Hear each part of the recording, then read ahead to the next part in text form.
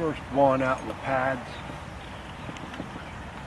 Skeet Reese Redemption spinnerbait. Hasn't been too many of them. This is a small buck bass. I think the bass are up all shallow on their beds. I'm going to go in where it's a little clear here, see if I can see them. If I can see any on the beds, it'll change the whole tactic. So I'm going to keep searching with the spinnerbait though, and just see what happens, see what hits, and then that'll kind of tell me what's going on here in a second. There he is. Another one right away. Looks a little better. But I think this is still males.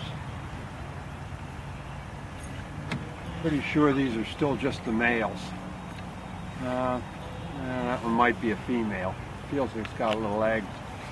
But that's only about 2.5 pounds because of the weight of it, but it's a 2-pound bass. We'll see what happens. We're going to keep throwing the Skeet Reese Redemption, the chatterbait, see what happens.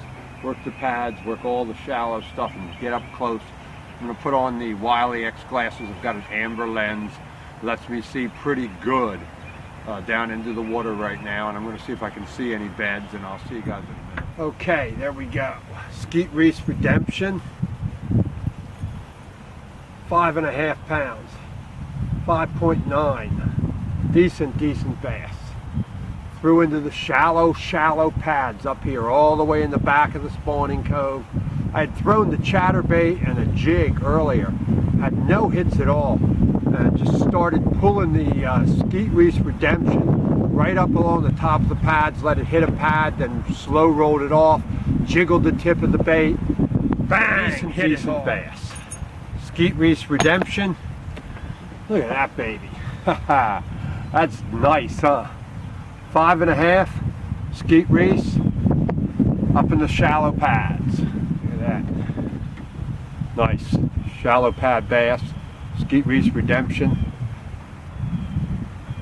About 9 o'clock, got a 5-mile-an-hour wind, temperature 60 degrees. There's still got eggs in it, they haven't spawned yet.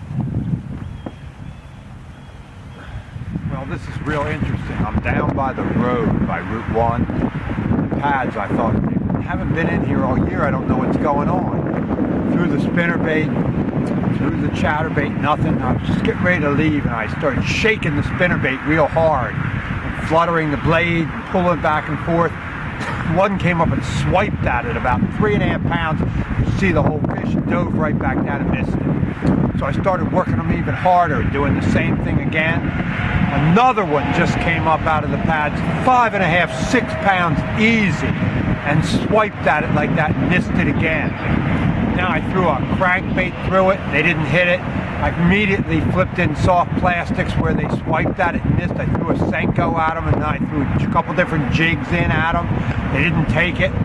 Now I'm going to put on the Rage Tail Frog, and I'm going to pull that through, and if that doesn't work, I'm going to put on the Rage Shad and pull the shad through and just let it fall around. See what that does. So I'll be with you guys again in a minute, tell you what happened. Well, there we go. I got one more to strike here in the pads on the Skeet Reese Redemption. Decent bass, about 3 pounds. Let me get him off now. I'll tell you a little bit about it. Get this one off. Let's let this one go, and then I'll tell you what's going on here. Finally got another one out of the pads on the Skeet Reese Redemption.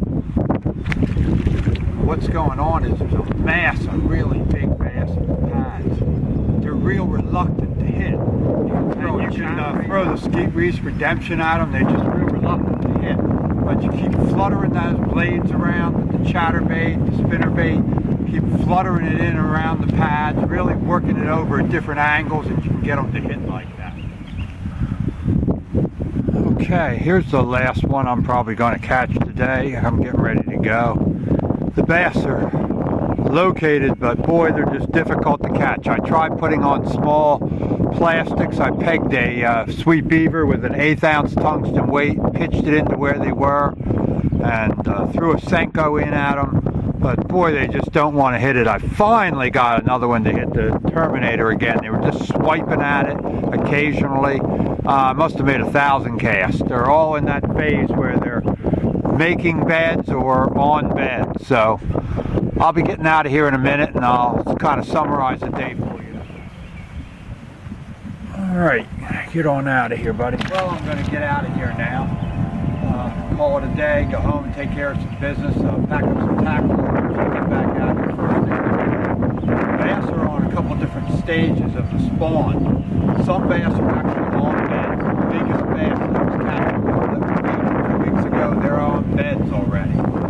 If you're in water that's clear enough to see, you can catch them. If it's murky, you have to just blind cast where you have caught them in the past. The hardest shore on the North Shore, the hardest bottom on the North Shore, throwing different soft plastics and things like that.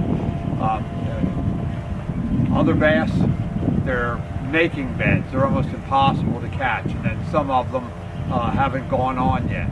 That's about 10-15% of the bass haven't gone on yet.